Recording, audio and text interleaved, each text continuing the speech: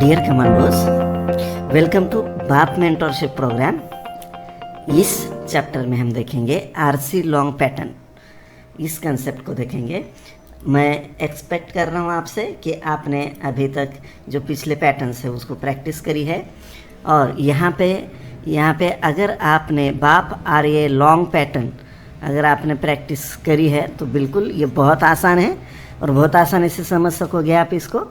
लेकिन अगर आपने इसकी प्रैक्टिस नहीं करी है तो वीडियो को स्टॉप करिए, जाइए और एक बार प्रैक्टिस करिए और फिर इस सेशन पे आप आइए।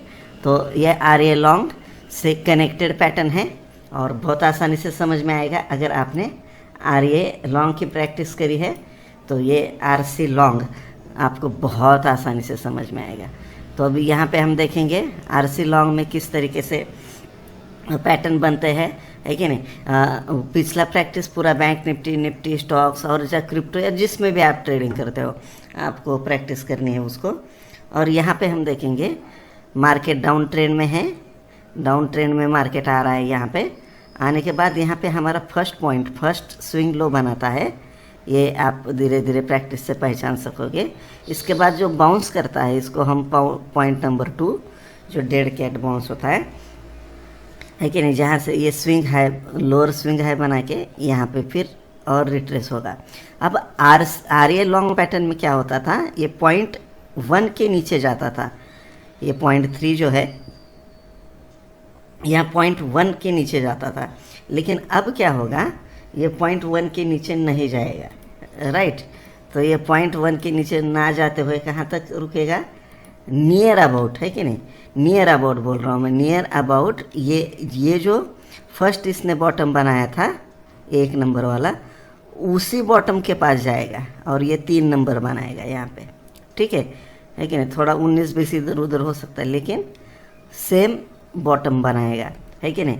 अगर आर ए लॉन्ग में हमने देखा था ये नीचे जाके फिर रिवर्स होता है कि नहीं। पहला जो बॉटम है उससे नीचे जाता है, फिर ये उसी बॉटम तक आर सी लॉन्ग में नीचे नहीं जाएगा, near about same first bottom को आएगा और यहाँ से फिर ये ऊपर की तरफ स्ट्रेट जाएगा और ये जो जोन है पॉइंट 2 वाला ये भी ये क्रॉस करेगा, ठीक है।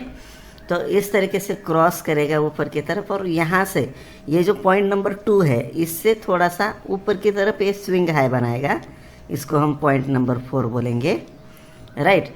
और नीचे फिर ये जो टेरिटरी है पॉइंट नंबर 2 की, इसके आसपास यहाँ तक आ सकता है, यहाँ तक आ सकता है कि नहीं, यहाँ तक आ सकता है, इसके आसपास आके फिर ये रिवर्स होगा, राइट। तो यहाँ पे इसको हम बोलेंगे पॉइंट नंबर 5, ठीक है। लेकिन ये पॉइंट नंबर 5 जो है कि नहीं, ये इनवैलिड कब मानेंगे हम, ये जो टेरिटरी है पॉइंट 1 और पॉइंट 3 की, ये इसको नीचे ब्रेक नहीं करना चाहिए, राइट। हम वेट कब तक करेंगे कि यहाँ पे सपोर्ट लेके यहाँ पे अगर कुछ बुलिश प्रेशर की कैंडल बनाता है तो यहाँ पे हम एंट्री करेंगे पॉइंट नंबर 5 के आसपास। ये एंट्री सेक्शन में हम डिटेल से उसको पढ़ेंगे कि कहाँ कहाँ कैसे कैसे एंट्री बन सकती है। 3 टाइप की, यहाँ पॉइंट नंबर 3 पे भी हम बना सकते हैं एग्रेसिव एंट्री। ये पॉइंट 2 जब क्रॉस होता है ये पॉइंट 4 के जाते वक्त इस पे भी हम एंट्री बना सकते हैं। और पॉइंट 5 जैसे हमने आर ए लॉन्ग में सीखा था। तो बिल्कुल ये कनेक्टिंग डॉट्स हैं, तो इसको ध्यान में रखिए। सारी सिचुएशन में हम मार्केट को ये करेंगे, इसके पीछे की साइकोलॉजी क्या है ये भी हम अगले सेशन में देखेंगे। कभी कभी क्या होता है, एग्रेसिव टाइप के भी यहाँ पे पैटर्न बन सकता है, जैसे कि यहाँ पे ये पॉइंट 1 2 3 है कि नहीं, ये नीचे डाउन ट्रेंड में ही देखना है इसको, ठीक है।